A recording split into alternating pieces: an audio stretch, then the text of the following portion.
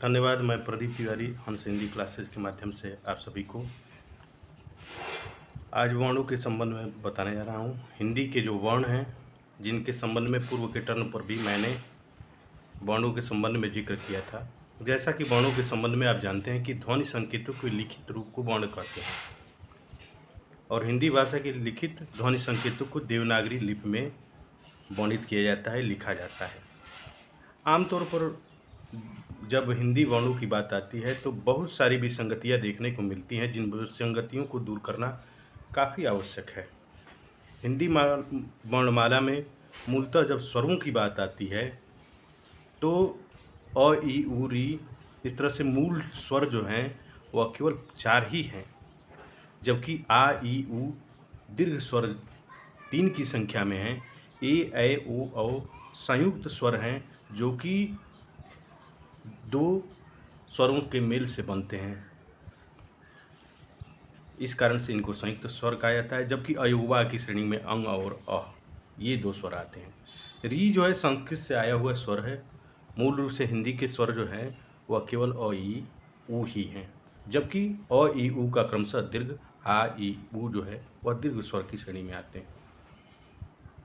अब व्यंजनों की जब बात आती है, व्यंजन वर्णों की, तो जैसा कि तालिका में मैंने दर्शाया है, जो व्यंजन वर्ण हैं मूल रूप से अघोष, सघोष और अनुनासिक 3 प्रकार से उनको विभक्त किया जाता है। अघोष में भी अल्पप्राण और महाप्राण, इसी प्रकार से सघोष में भी अल्पप्राण और महाप्राण, और अनुनासिक वे स्वर हैं, वे वर्ण हैं जिनको नाक की सहायता से बोला जाता है। यानी जब उनका उच्चारण किया जाता है तो ऐसा लगता है कि नाक से भी वायु निकल रही है, कुछ उस पर भी बल पड़ रहा है।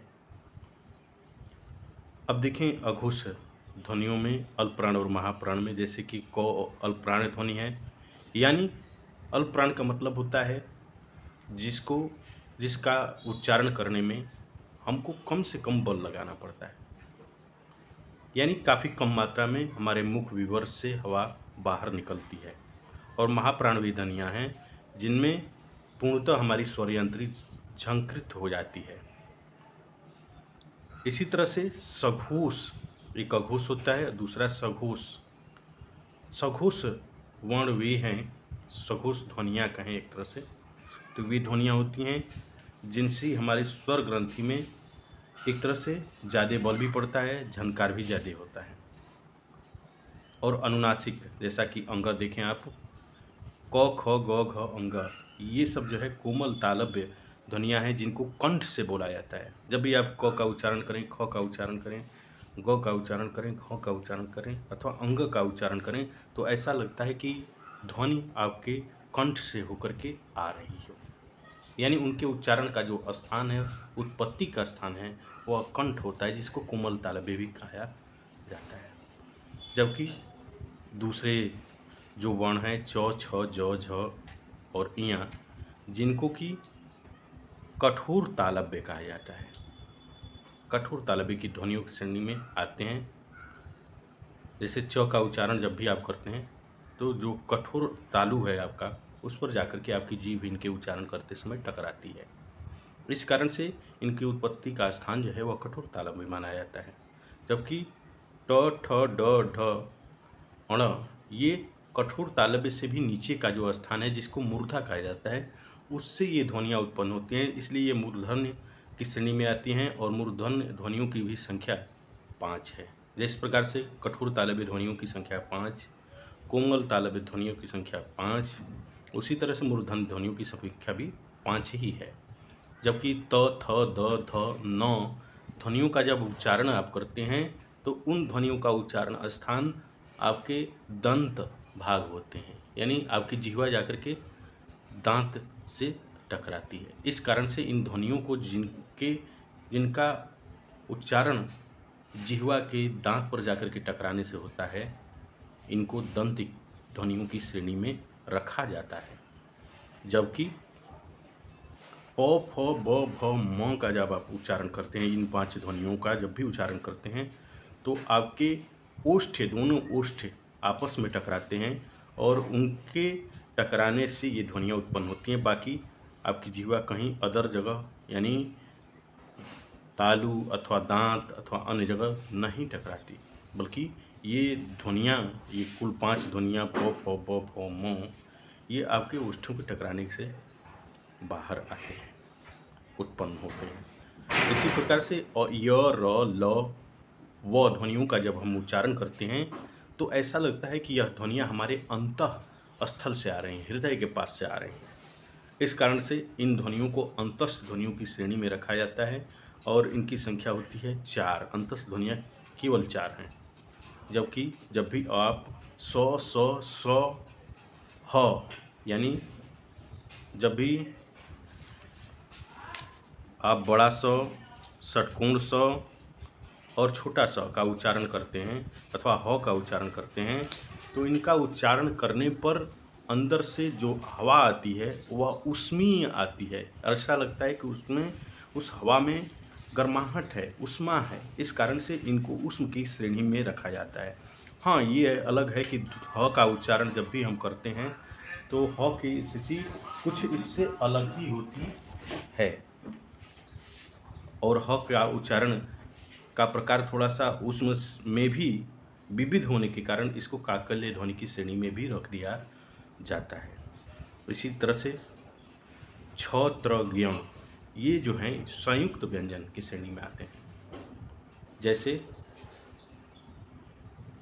संयुक्त व्यंजन वे व्यंजन हैं जिनका निर्माण, जिनकी उत्पत्ति 2 व्यंजनों के मेल से बनती होती है।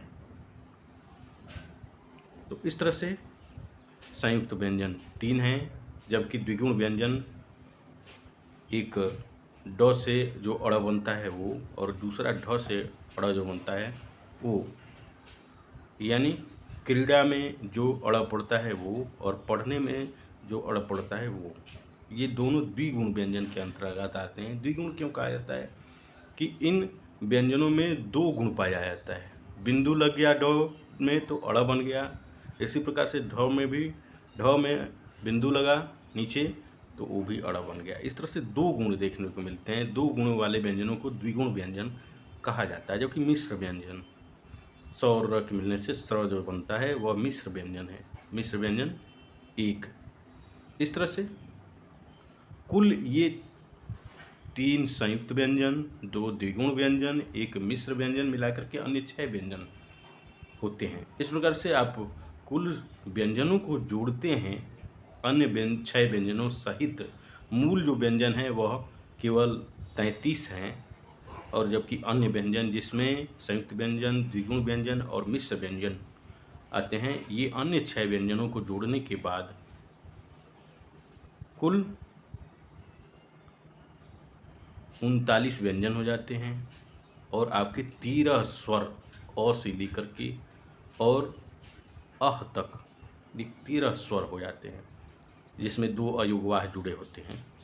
तो इस प्रकार से हिंदी वर्णमाला में मूल रूप से 52 वर्ण देखने को मिलते हैं। इस तरह से जब भी आपसे कॉम्पिटिशनल परीक्षाओं में पूछा जाता है कि हिंदी के कुल कितने व्यंजन हैं, तो मूल व्यंजन 33 हैं, अन्य व्यंजन 6 हैं, जबकि मूल स्वर आपकी हिंदी वर्णमाला में 4 ही हैं, दीर्घ स्वर 3 हैं। संयुक्त स्वरों की जब बात आती है, यदि आपसे कहीं परीक्षा में कॉम्पिटिशनल एग्जाम में यदि पूछा जाता है कि संयुक्त स्वरों की संख्या कितनी है, तो आप ए, ऐ, ओ, औ सहित 4 संयुक्त स्वर आपके हिंदी वर्णमाला में पढ़ते हैं, और जबकि अंग अ को अयोगवाह की श्रेणी में ही रखा जाता है। इस प्रकार से जब भी अयोगवाह की बात आएगी तो इन 2 स्वरों का आप वर्णन जरूर करेंगे। जब भी द्विगुण की व्यंजन की बात आएगी तो ये जो द्विगुण व्यंजन हैं, ड और ढ से बनने वाले अड़, इनकी चर्चा आप करेंगे, इनको आप देखेंगे। इस तरह से हिंदी वर्णमाला पर विस्तृत रूप से प्रकाश डाला गया। आगे हम आपको बताएंगे हिंदी वर्णमाला के बाद हिंदी के शब्दों, हिंदी भाषा में जो आगत शब्द हैं उनके विषय में बताएंगे। शब्दों में देखें अब, जैसा कि आप जानते हैं हर भाषा में उस भाषा की वर्णमाला होती है, उस भाषा के शब्द होते हैं। वैसे ही हिंदी वर्णमाला है, हिंदी भाषा के शब्द हैं और वर्णों को के व्यवस्थित एवं सार्थक संयोग को शब्द कहते हैं। जैसे पढ़ना शब्द है तो वर्ण एक व्यवस्थित रूप में बंधे होते हैं और इस कारण से एक सार्थक संयोग के माध्यम से एक भाव उत्पन्न होता है पढ़ना, जिसको हम कहते हैं शब्द, कि पढ़ना शब्द का उच्चारण किया गया है। अब जब शब्दों की वर्गीकरण की बात आती है कि शब्द कुल कितने प्रकार के हैं, तो हमारे दिमाग में सबसे पहली बात आती है कि शब्दों की उत्पत्ति किस प्रकार से हुई है। यानी उत्पत्ति के आधार पर शब्दों के भेद। उत्पत्ति का आधार क्यों कहा जाता है कि कौन सा शब्द कहाँ से उत्पन्न हुआ है, किस भाषा से उत्पन्न हुआ है, कैसे उत्पन्न हुआ है, उसकी उत्पत्ति का स्वरूप क्या है। जैसे पहले उत्पत्ति के आधार पर शब्दों के वर्गीकरण की जब बात आती है तो पहला प्रकार है तद्भव।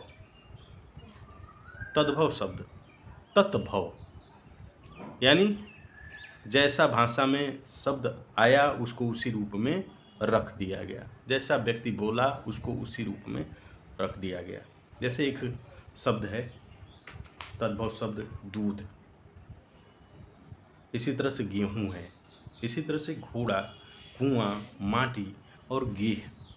जबकि ये आम वर्णित शब्दावली में उच्चारण वर्ग श्रेणी में आते हैं, जिनका भाव हम भली भांति से समझ जाते हैं कि इन वर्णों, इन शब्दों का भाव क्या है, तो मूल भाव तो हम समझ जाते हैं। लेकिन इनके तत्सम शब्द यानी शुद्ध कहें तत्सम शब्द वे शब्द हैं जो कि संस्कृत भाषा से सीधे हिंदी भाषा में ले लिए गए हैं। इस तरह से ये शब्द जो है तत्सम शब्द होते हैं जो संस्कृत भाषा से उसी रूप में ले लिए गए होते हैं।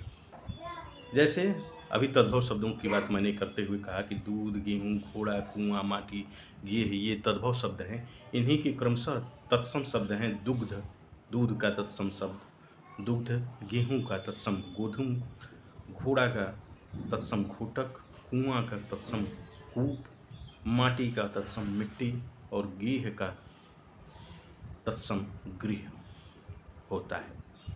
तो इस तरह से देखें आप, तो तद्भव शब्दों के विषय में आपने जाना, तत्सम शब्दों के विषय में आपने जाना।